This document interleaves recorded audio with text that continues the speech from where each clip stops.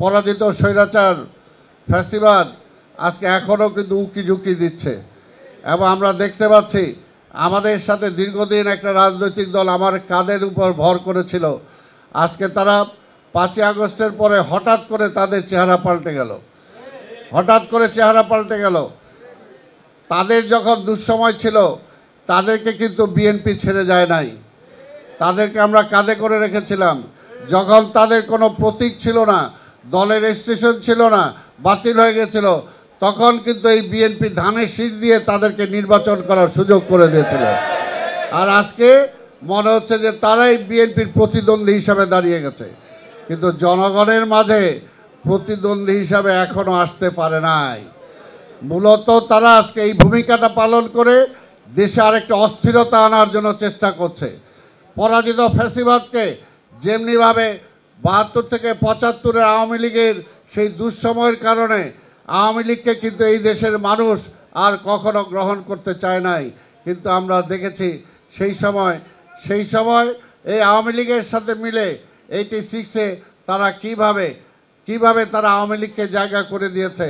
আমরা দেখেছি পরবর্তী পর্যায়ে বিএনপির বিরুদ্ধে আন্দোলন করে কিভাবে পরাজিত ফ্যাসিবাদকে তারা ক্ষমতায় আনার রাস্তা তারা করে দিয়েছিল।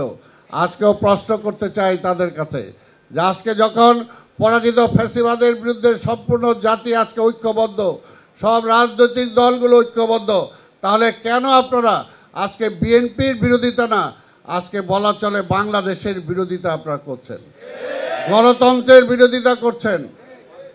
বাংলাদেশ যাতে একটি স্থিতিশীল হতে না পারে সেটার জন্য আজকে আপনারা বিরোধিতা করছেন। কারণ জনগণের মধ্যে এখনো শঙ্কা, ভাই নির্বাচন কি হবে? এটা কেন এই শঙ্কাটা? আপনাদের আন্দোলনের হুমকির কারণে, আপনাদের ধমকির কারণে। আরে ভাই দীর্ঘ 9 মাস সংস্কার কমিশন আলাপ আলোচনা করে একটা পর্যায়ে পৌঁছেছে, আজকে সেই পর্যায় থেকে আবার কেন পিছিয়ে যাচ্ছেন? আবার এখন কেন পিছিয়ে যাচ্ছেন? আমরা তো বলেছি পরিষ্কার কথা, এখন দেশ কিন্তু চলছে না, দেশে অর্থনীতির অবস্থা খারাপ। যদি এইভাবে আরো 6 মাস চলে দেশের অবস্থা আবার সেই আগের মতো অবস্থায় চলে যাবে। আজকে বিদেশে কোনো ইনভেস্টমেন্ট আসতেছে না, আজকে বিদেশির প্রতিটা রাষ্ট্র আজকে বলছে একটা নির্বাচিত সরকারের জন্য আমরা অপেক্ষা করছি, নির্বাচিত সরকার ছাড়া এদের সাথে আমরা কোনো ডিলিংস করব না। তার মানে কি আপনারা চান যে আজকে এটা আরো পিছিয়ে যাক? কিন্তু জামাত চায়, তার সাথে 2-একটা সহযোগীরা চায়। তাই বুঝতে হবে যে তারা দেশের কতটুকু স্বার্থের কথা চিন্তা করে। আজকে তারা গণভোটের কথা বলেছে। আমরা বলেছি যতই গণভোট করেন, যাই করেন, পরবর্তী নির্বাচিত পার্লামেন্ট ছাড়া কোনো আইন আপনি পাশ করতে পারবেন না। তারপরেও আমরা গণভোটে রাজি হয়েছিলাম যে ঠিক আছে, জাতির বৃহত্তর স্বার্থে আমরা গণভোট রাজি হই, কিন্তু সেটা আমরা বলেছিলাম যে একই দিনে করেন। কি কারণে? আজকে হাজার হাজার কোটি টাকা একটা গণভোট করতে গিয়ে খরচ হবে, এই টাকাটা কোত্থেকে আসবে? এটা কি ইসলামী ব্যাংক থেকে আসবে নাকি এটা জামাত দিবে? এটা তো জনগণের পকেটের টাকা যাবে।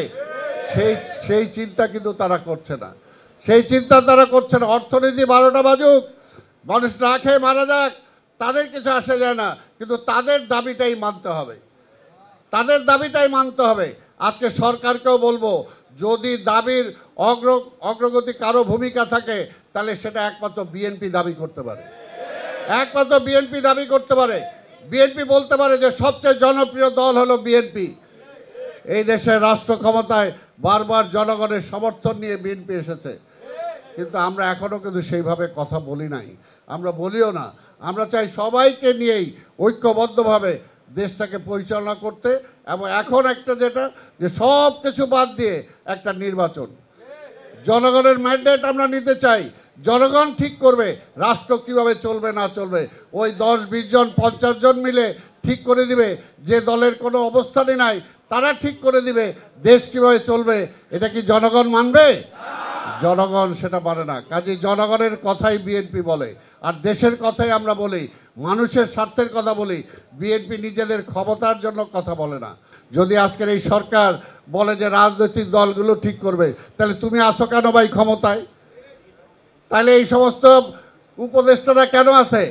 তারা যদি এই সমস্ত সমাধান করতে না পারে, দীর্ঘ 9 মাস আলোচনা হয়েছে, এখন আবার ব্যাক টু প্যাভিলিয়ন বলে যে রাজনীতির দলগুলো ঠিক করতে হবে। তাহলে আপনার কামটা কি? আপনার কামটা কি? এই জন্যই বলবো যে অবশ্যই বিএনপি কখনো আলোচনার ব্যাপারে কখনো বিএনপি অনীহা প্রকাশ করে নাই, কিন্তু আমরা চাই যে আজকে যে পর্যন্ত আলোচনা হয়েছে, যতটুকু সিদ্ধান্ত হয়েছে, সেই সিদ্ধান্তের আলোকে এখন আর নতুন কোনো ফর্মুলা নাই, এখন নির্বাচনে যেতে হবে।